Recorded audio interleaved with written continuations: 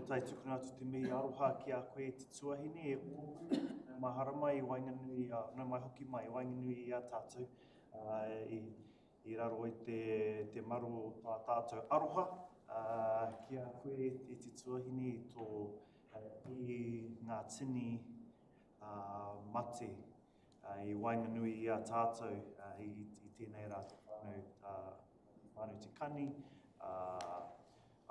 huhua ngā mate i wainganui i a tātou o ngā whānau te tairāwhiti. Se nera te mei nunui ki a te tuahine. On that note, whānau, I'll do our karakia. Ni noi tātou i te whānau. E o ngā manu, tēnei te whakamoemi atu ki a koe mo tēnei huhui ngā mātou. Arahina mai ki au ki te tika, ki te puni a mātou. Tuko mai tō wairua tapu hei manaki, hei āwhi, hei tiaki hoki a mātou. Anei mātou e tuohu nei mui tō aroaro, a ka tuku i tēnei i noi, i rungi te ngō tō mātou kai whakori ukai, i hukaraiti. Amen. Amen. Okay, I have an apology from Councillor Robinson. I have an apology from Councillor Parata. She is supporting our very own hubba, receiving her recognition from the King in Wellington. So her flight arrives a little bit later this morning, so she'll join us a little bit later. And we welcome Councillor Pahuruhuri Wai, who is online with us today. No one else? Not. Mover. Councillor Gregory, seconder. Councillor Wharehinga, all in favour. Contrary, carried. Declarations of interest.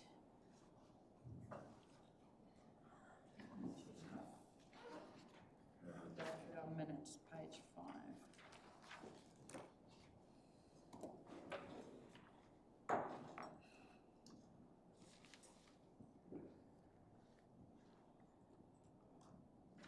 Everyone has received this way back. Any questions, queries? Otherwise, will someone move that this is a true record of what was discussed at that hui? Moved by Councillor Telfer, seconded by Councillor Cranston. If there are no questions or queries, all in favour, contrary, carried. We move to page 9 to our action register. Does the first one have a date that is expired? Can someone update me on that, please? It's actually completed. It should have been. So it should say completed. It should have. Thank you. Everything else has got for our November meeting. That's good. Leave of absence. Acknowledgements and tributes. I do want to acknowledge the passing of dear Mitch Tekani. Most of you would have somewhere in your dealings meet Mitch. I had the privilege of working alongside her at Trust Tairāwhiti. Dynamic, fun, smart, rahine, and very, very sad loss to not only her whānau, and I do want to acknowledge all bringing her whānau, big loss to you.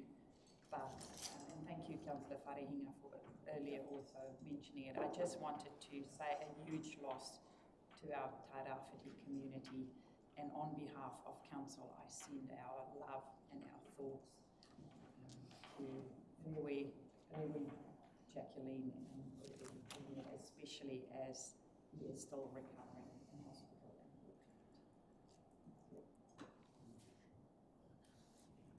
Okay. Any public input or petitions? Nothing? No extraordinary business? No. Notice of motion, none adjourned. I'm going to take you to page 12, our first report, which is our pool and the fees and charges. Who's going to open and talk to this? Pauline, thank you. So I think it's pretty self-explanatory in terms of this. It's a little bit of a normal annual setting of fees and charges occurs at the beginning of the year, in February, and then we consult and then we adopt by June. This was put on hold from waiting for 12 months of operations of the course, which is why the fees and charges here at this time after that that review. In order to get it back in alignment, it's suggesting that we actually have 2 years there with 2026 alongside, because otherwise we would have been going back to consult again in February next year. And in front of you, you've got two options to consider, which is basically the base preferred option, which is in line with our 3-year plan and the projections there, and a little bit of the cost of recovery, just to make sure that the fees are in keeping with what also can be taken in a kind of an administration cash basis. Happy to take any questions with regards to this paper. Councillor Cranston.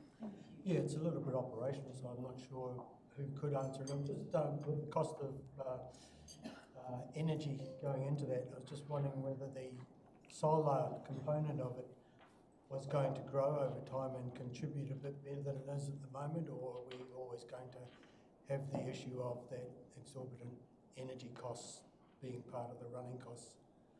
If anything I don't do it right, and I'll get Nick to come actually explain in terms of it, it contributes to reducing the power in the summer, but it won't significantly reduce the components of what we've got there at the moment. Just to give you a bit of the indications, we entered into all of government contracts in March, which held some of those costs down. If we weren't in that, the cost probably would have been higher. So in terms of where the prices of the electricity are going from a little bit in the spot market, which was set in May in 2023, the prices was anything from 1 cent to 3,000 per mega kilowatts per hour, and on average it's $88. So the fluctuations was huge, and also we're sitting like today, this morning, for us, which our region is a little bit lower, was about 266, same as in Invercargill, but the rest of them is it goes up to $330 an hour. So it's a fluctuation in the cost of power has just gone up. And so it's recognising that, and it's trying to say, how can we optimise and reduce that in the way that we utilise it, either overnight or different parts, and that's been considered and that kind of feasibility going forward with it. Yeah, just interested in the capacity of solar to take more of the load that's there. My big concern is what Minister Shane Jones is saying about what's coming our way in April. I'm not talking about the pool, I'm talking about energy costs for every single person, every single business. And that is of huge concern, not only for our business, but also for everyone living in our region. Mr. Nick Webb. Yeah, look, the solar drops off quite a lot in winter. We are just hitting our peak now at 600 kilowatt hours per day. But the problem with solar is it's returning, but it doesn't mitigate that winter issue of you hit the higher time of use pricing, which is up to about 34 cents a kilowatt, compared with 12 cents a kilowatt in summer when you're producing all the solar.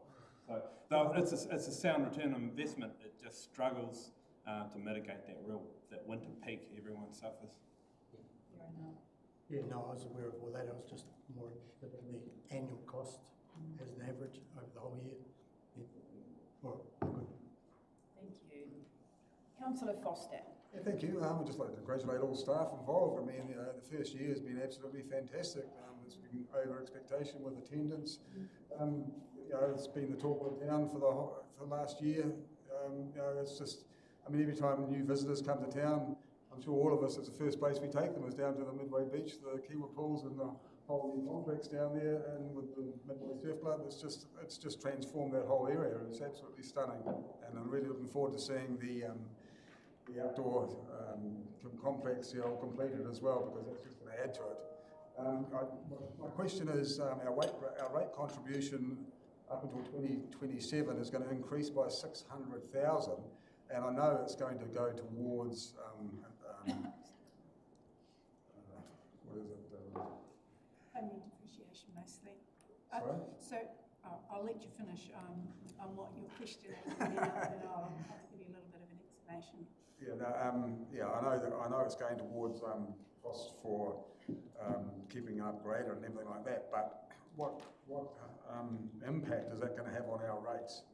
600,000 is like 1%. So are we looking at having a 1% increase because of that contribution, or?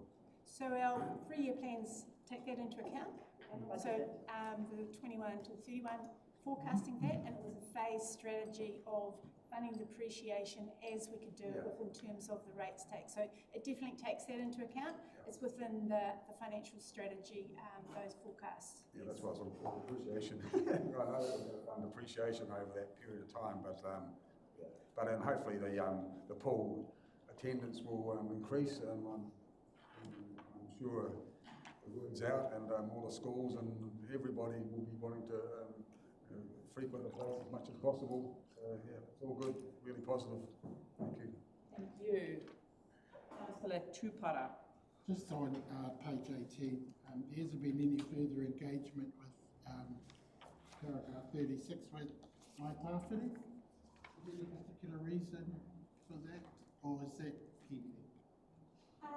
I believe that the extent of that was for the actual construction and the build of it, the ongoing operations.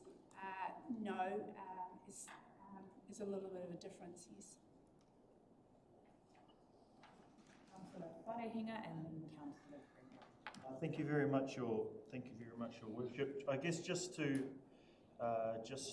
append to Councillor Foster's kōrero around the attendance at the pool, I do want to congratulate our community actually for really utilising this pool and things like that. And I'd like to remind us, I guess, as a new council block, that we were on the verge of losing our pool, and that central government funding that came in was the thing that helped us save the pool. The reason why we're on that verge of losing that pool is because the thing that's on page 19 under point 40 in regards to the rate contribution to fund depreciation of this public asset, that wasn't done properly going backwards. And I would like to just ensure and speak to the point that to make sure that we continue to do that as a council. Otherwise, in 40-ish years' time or 50-ish years' time, that council will be in the position that that the last council was in, going, man, how are we ever going to get this community asset back up? To the point of going, do we take this community asset away, which would be a huge blow to our community. The pool will always need rate contribution in order to be able to operate. The attendance and the admissions would never be able to carry the cost of running the pool plus depreciation on top of that. So we will always, as a community, have to have ratepayer dollars contributing to the pool. Despite that financial pressure, I am supportive of option 1 in terms of the fees and charges, because while we have to try to keep them in the reality ballpark of our region, who has a certain socio-economic level, I guess, we do need to take into account things like inflation going forward and all of those kinds of things. So it has to pay, but also has to be reasonable for our whānau to access. One of the things I was supportive of last time, and I'm hugely supportive of this time, is in regards to the family passes.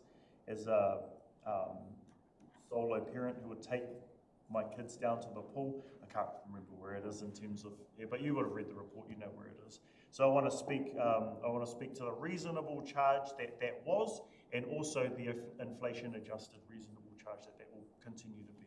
So kia ora, I'm supportive of this paper. Councillor Gregory and then Councillor Taylor. Thank you. I just had a question with regard on page 15 and 11 with regards to the more than 200,000 admissions, and whether or not that is paid admissions, or because I know that when the pool first opened, well, I don't know, but I think when the pool first opened, all the schools invited for free entry, and there was a lot of free entry tickets given out at the opening and things like that. So I was just wondering if that 200,000 admissions includes all of those, or are those just?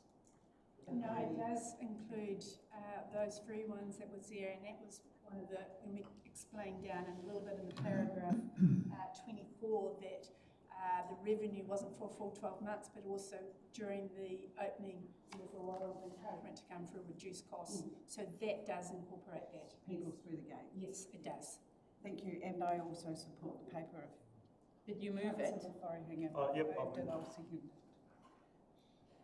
Councillor Telfer. Yeah, just on page 19, point 38, 39 on the financial budget. Look, I'm in favour of option 2 because we seem to be quite happy to fall the cost of a lot of stuff we do back on the ratepayers that don't use these facilities. And even at option 2, we're still not meeting budget of 1.07 mil. It's bringing it up to 1 mil. So the difference between option 1 and option 2, it automatically falls back on the rest of the ratepayers. And I'm a little bit concerned about that because a lot of people out there are struggling. And you know, at the end of the day, user pays is a system. And if you look at the other graphs of the compared to the other pools around that have been compared against, we're the lowest by far. So I think you know, I'm in favour of the users paying a bit more and getting up to that 40% because that's what we said we were going to do. We can't just keep chucking everything back on the rest of the ratepayers. Some people never ever go to the pool. So that's where I sit anyway. It's an interesting observation because I was just racking my brain to think, you know, all of us pay taxes every day. Some people never use the hospital, but you still pay for the option to use the hospital if you have a heart attack. Just like some people never send their kids to school, but everyone in New Zealand still pay for schools. The point that I'm trying to make when we discussed this was how to encourage as many people as possible to be able to afford going there, whilst balancing it with the contribution from council. And I hear your concern, but just when you were saying that, there's definitely a public good component to the museum, to the theatre, to the library, to the pool, that we shouldn't lose sight of. And it's that balancing act that you were just saying, where do we strike that balance, which is the best. Yes, supplementary. Yeah, well, what I'm getting at is there is already that there, the general ratepayers are paying 65% at the moment. So that's a big whack of the cost, 65% on the general ratepayers that aren't using it. I totally agree with you. That's why it's not 100%. Why do you say 65% aren't using it? No, I'm not saying 65 aren't using it. I'm saying 65% of the costs are paid by the On rate. general rates, but a lot of those people also use the pool. And they pay the cost to go there. A lot of the general rate that everyone in this region pay, lots of those people are also people that use the pool on a regular basis. And then they pay the user cost as well. Correct?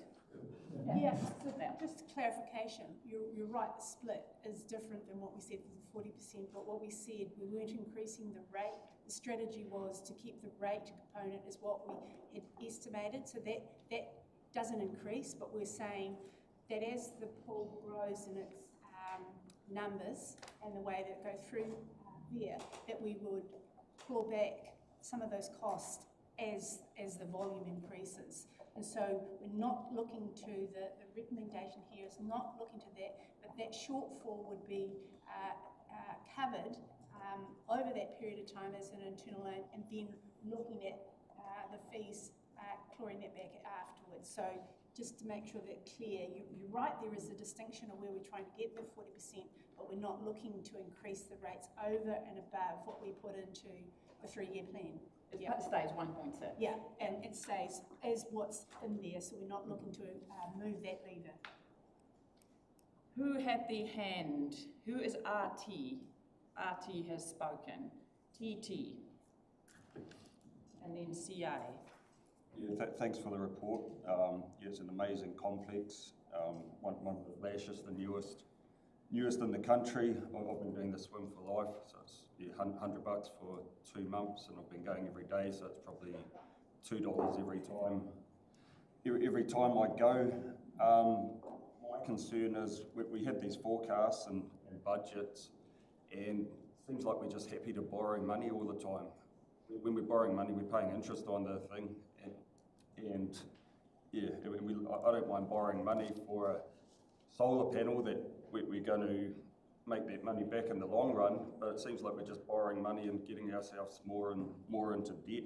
Yeah, we're putting $2 million towards the pool, subsidising it already.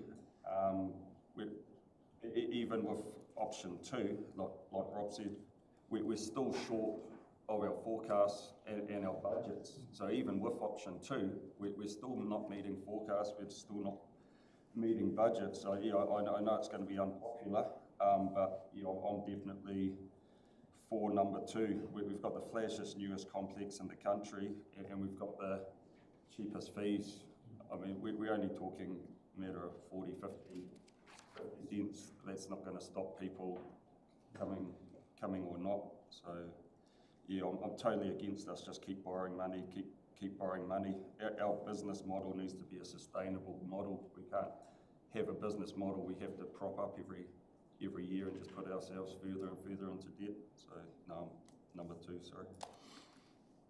And that is your options, your 2 options to consider, but what the report was considering in that they knew that in that first 3 to 5 years we were building that up, and we also had a leverage that we also recognised in order to get where we are, we weren't going to fund all of the costs of the depreciation straight up. It was going to take a bit of the time.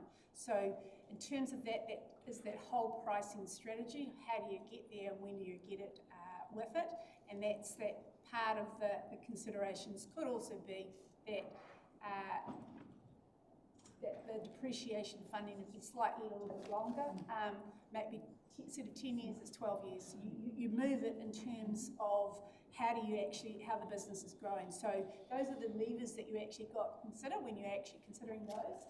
But the difference at this particular point in terms of the administration is 125k in the first option and 70k in the second option with shortfall. So yeah, when you look at the graph on page 19, the rate contribution percentage is growing way faster than the admission revenue. So the rate contribution is going up and up dramatically faster than the admissions revenue. So just why that is? Should be prudent. If anything, we should be prudent, not looking at best case scenarios.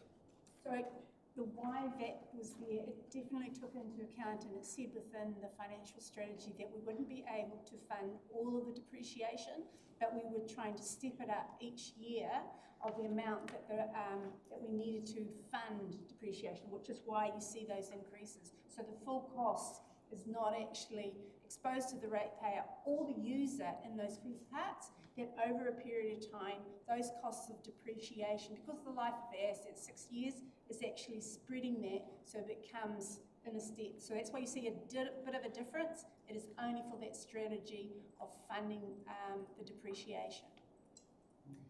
Before I move to Councillor Alder, I'm going to read this out. Listen up. I just wanted to let you know that the sound at the live council meetings need to be turned up. It is increasingly harder to hear councillors, staff, etc. at the meetings. Apart from the Mayor, who speaks loud and clear, many others speak in quiet and sometimes muffled voices. I have asked a few others to check and they confirmed the same. Difficulty hearing exactly what was said. Maybe turning up the sound, and a reminder to everyone to please speak loud and clear. Thank you, everyone. Moving on to Councillor Alder. Please speak up loud and clear. Thank you for mentioning that. Here we go. Your Worship. Thank you. I always speak clearly. Funny enough, I was going to bring that point up. You not. I was going to bring that very point up. We're all here being paid. We all have something to say. If you have something to say, please let it be heard. I have got $7,000 hearing aids, and they're cranked up, and I still struggle to hear some people talk. So everyone? And I have considered that maybe I shouldn't run again because I think I might be missing stuff. So it is quite important that we all speak clearly and loudly. Fair enough. Moving on, but the swimming pool. I've got all my kids and grandkids are loving the pool. I went on Monday for the first time. They're all halfway to Mahia. I did 10 laps and nearly needed an ambulance. Cool. Where it was much warmer here. Funnily enough, an ambulance did turn up just as I was leaving. You didn't take a ride. Coincidental. I might have to take the boat to Mahia the rest of the way, I think. Not too far from me. Getting back to business, one comment about this winter heating. Did we ever, or is it ever worth looking at using a beach wood-fired boiler to take the pressure off the electricity bill during winter? Now the fall in admission and the revenue is falling back on ratepayers as predicted. We've got a much more expensive beast in this swimming pool, in the old pool, and this extra burden on people that don't swim is not I believe, fair. And I agree with option 2 in that we need to put as much user pays in on this thing. However, it's a tight balance because the more expensive the pool rates go up, the less throughput we're going to have and the less benefit, health benefits and other benefits we're going to get. But I do think we need to get to a point where it's sweeter than it is. My question is, at the beginning of this thing we had a Learn to Swim program with some Aussie corporate whose name I've forgotten, and we had pool shops running there. I didn't notice any shops when I was there on Monday. What's the income revenue stream looking like from the Learn to Swim program and the pool shops? So the Learn to Swim will be full 12 months operations. And so this at the moment, the pool itself is 12 months. So you'll have the operations considered when it is fully 12 months in operation, which would be either in the November or the beginning of the next year. That will be in ops, and they'll give you the information associated with it. The shop, thank you. Shop revenue, you're talking about the merchandise? There was a cafe and Cafeteria. food shop I thought were going to be in there. There was one in the beginning. Yeah. And it's not there. I think we are exploring other options for a new operator for that cafeteria. And those kind of things will probably have more of in the operations meeting in the November, etc., when you've got about the 12 months and the rest of those things up. Yeah. Before I go to Councillor Ria, can I ask, when we go out, because this is just to go out for consultation, is there an option to ask the community about both options? You know how we're saying at this stage, let's vote for option 1, or go to the community and say, was that untidy in a consultation space, where we go out to the community and say, we do value and want to get a lot of people in, and this is where the numbers currently sit. There are 2 different options. Just like we do with our normal consultation, you have a preferred option and you have another option. So both of these will be in the consultation documents? We hadn't intended to, but we could if that's what your preference is. I would like that, because you can hear that there's a different view here. So what I would like, because both views are really valid, but what I would like is to hear from the community what they think. So that's great. Councillor Ria. You took the words right out of my mouth, Your Worship, because as I read the paper, I leant towards option 2, and then when it came down to reading the numbers, I teetered back to option one, just because option one was more economical for families. But there is definitely pros and cons in both options, and I think that given that the users and the ratepayers will be affected, they should have the option of making the choice of either option one or option two. Kia tātou. Ani. Councillor Pahuruhuri Wai. Morena, everybody. Can you hear me? Yes. Sorry, got a bit of a thing on my throat. Thank you for the paper.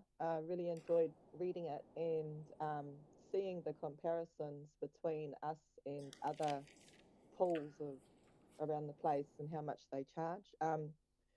And yeah, I'm glad, Your Worship, that you've asked about consulting on both options, because I'm leaning towards option two for the reasons that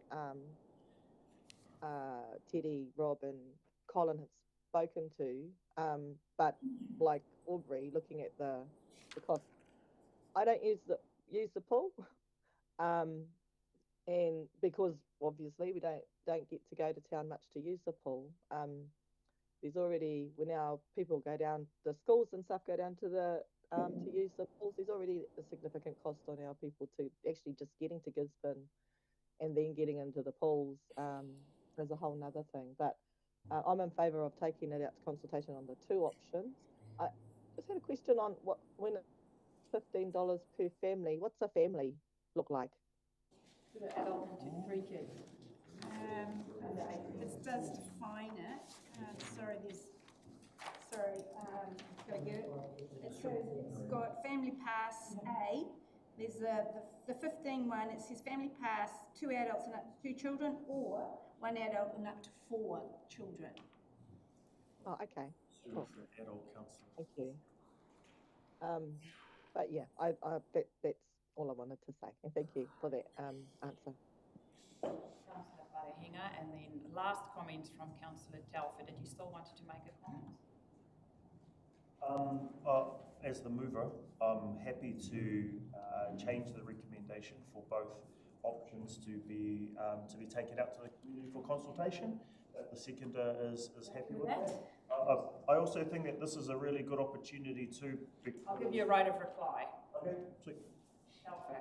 Yeah, no, look, I was going to totally agree with going out to the thing, because these are only just 2 options that were put in front of us in this paper. Look, we could have, there may be a whole lot of people out there that think it should be 60% user pay. So these were the 2 options put in front of us, and I totally agree that it should go out and see what the community, because a lot of people are affected in different ways. So. Okay, I'm wrapping it up, putting a bow around it, right of reply. Thank you very much, Your Worship. I think that this will be a great opportunity for our council that has largely new membership on it to be able to hear directly from the community, because as a senior councillor, I have heard from the community before, and I know which option the community has always come back and said to us. It's our kaumātua that come back to us and say, you keep those fees down. It's our kids that come to us and say, you keep those fees down. So I think this is a great opportunity for us as councillors to front those decisions and those conversations directly with the elderly in our community, the families in our community, and the kids in our community, because they will show up. So thank you very much, Your Worship. Thank you. All in favour? Aye. Carried. Thank you. Thank you, Nick. Thank you, Pauline, for that.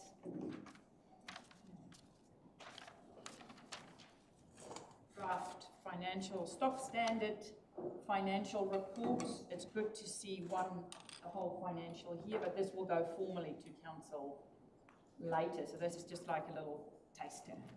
Yes, for Your Worship, yes. It's only the draft, and we're still in the middle of the processes. The auditors themselves come in-house next week and the week after to be able to do the annual report process. So there are things that are moving. So it's only a draft indication. Some of the estimations and things, because it's looking at the valuation process, but it's looking like it's pretty close to what they're saying there. At this particular point, it's saying the net surplus, which is what is the bottom line, just under 15 million. slightly better than what we expected of the annual plan, but that's mostly due to receiving more capital grants for doing our works on the emergency works. But happy to take any questions with regards to this paper. Thanks again for the lovely notes. I always enjoy tying up the notes with what's happening in the columns. I have no specific questions. Are there any specific questions that councillors have of Uli? The next report. What's that? We're the next report after this one now. I can't hear what you're saying. Are we the next report after the swim one now? So we are on page 23. I should have been more clear. Thank you, Councillor Thompson. Yeah, since we've got a net surplus of 14.8, and our annual plan was 11.2, and we got 21 million more capital grants. Is it only gone up that 3 mil or whatever because some of that money wasn't spent? Is that how that's worked? For your worship, it's a combination of a lot of things, and so it said you probably would have expected if you had more than what you had, more of a surplus, but that was mitigated, as it said, off the additional Category 3 buyouts in terms of the loss associated with that, slightly lower dividends that we have in there. So those things mitigate some of those other additional costs. So overall, it's trying to give what were the main movements that were in there. Yes, we had more in capital grants, but we actually, of that 21 million, we had the write-downs, of accounting write-downs. It's not a cash impact, but accounting write-downs of relating to the property buyouts of Category 3. So there's more capital grants, but there's also more expenses we weren't expecting. Yes. Just page 32, it's got, on the graph, it's got pool operations, it says 68,000. It seems real low. Just Where are you? The graph on page 32. I don't have a graph on 32. I just have Just a table. a table. Okay. Yeah, it says pool operations, it's gone from 21,000 and then 68,000. I'm just wondering what pool operations is, because it's obviously not all the expenses for the pool. No, so this is capital. So you'll have in the previous one, this is just what were the renewals spent in the pools, and as you can imagine, it's a new pool. So there's not an awful lot of renewals. They might have had more, some of the float toys that they have, or they're paying that. Yeah. So they don't need to, because most of the whatever the renewals are, is what's wear and tear, and the pool's pretty new. So it's not expensive. Yeah. It's not the operational cost. No. Thank you. And page 35. Just a question on clarity. Did council? My understanding was council. What I've read, council put no money into the 1,000-year walkway bridge, and then showing we put in 1.5 mil. Did we put in money, or did we not? It's external funding. So External funding. so that's not rate money. That's money we've been given and put in. That's right. Thank you. Cheers. Bridge is up. Yeah. Is the bridge up? Yep. Oh, I should go do a little drive. Absolutely awesome. Okay, I'm focusing. Councillor Pahuru-Huriwai, Councillor Gregory. Thank you, Your Worship. Just on page 29.10 under the loss on fossil Category 3 buyback, in that last sentence it says the recognised impairment is an accounting loss. It does impact on council debt nor cash flow. Is it supposed to say does or doesn't? Sorry, I'm just trying to catch up. Where are you, Ani? Sorry, page 29, Let the paragraph speaker 10. speak. Thank you, Ani. Thank you. It is, you're quite right. It should say it does not, like it says in the summary. It does not impact. Thank you for pointing that out. If you were here, you would have received a chocolate fish for Eagle Eye picking up. Thank you. Yeah, it didn't make sense to me, so that's good. Thank you. Councillor Gregory. Thank you. My question's been partially answered. The 1,000-year walkway bridge, I've noticed a lot of negativity towards council coming out regarding that. And it says here 1.4 million. However, it's more than that. It's 3.1 million grant from the lotteries and 343,000 from Trust Tairāwhiti. I'm just wondering why it says 1.4 million there. Because that's the cost that we incurred in the last financial year. So we're only reporting on that. So it is only on, you've got a snapshot. Oh, sure. Yeah. I just wanted to clarify that for anyone who was listening. Okay. Who was next? Are you putting your hand up? I'm putting my hand up. Councillor. Okay, thank you. So first question on page 27, and line 1, mark 1, grants and subsidies. Just a comment on that with this government, we're going to see more and more pulling back on our grants and subsidies. We're seeing it in the following paper. And just that we're going to have to plan accordingly and anticipate decreases. The second line down, on What page are you on? I missed that. page number 27. 27. 27, thank you. 27. And then the second line down, grants, donations, subsidies and contributions, is there's a variance there of 21.3 mil. Just wondering, are there any single big ticket items that are responsible for that deviation, or is it?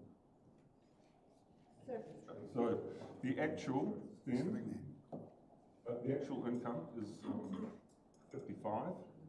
The budgeted was 34, and the variance is 21. I'm just wondering what that 21 is totally made up of. For your worship, yes, you're quite right. Most of those variances where we try to bring it to the front, what they are, and in the front we say that in the summary that we had 21 million more in capital grants, and it was mostly to do with the emergency works, but it says the central government's also the buyouts and the water infrastructure, the insurance proceeds that we had from the damage after Gabrielle. So we tend to try to make sure that you have, so that's the main parts of that variance. And we recognise that when we're doing the work. And so that is unique to this year, that increase over what we had the program with it. So page 28.6.